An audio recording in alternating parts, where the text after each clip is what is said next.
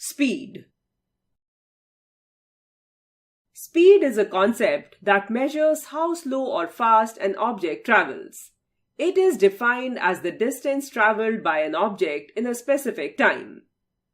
Relationship between time, speed, and distance.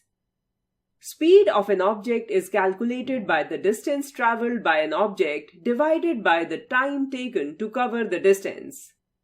Speed is equal to distance divided by time. From the given formula, speed is directly proportional to distance and inversely proportional to time. Units of time, speed, and distance.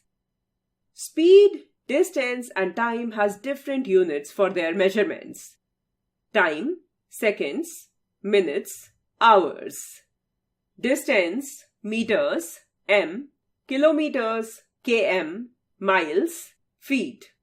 Speed, meter per second, kilometer per hour.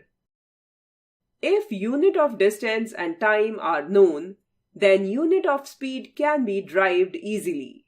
Conversions of the units of speed.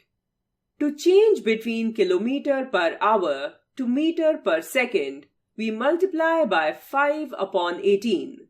So, 1 kilometer per hour is equal to 5 by 18 meter per second.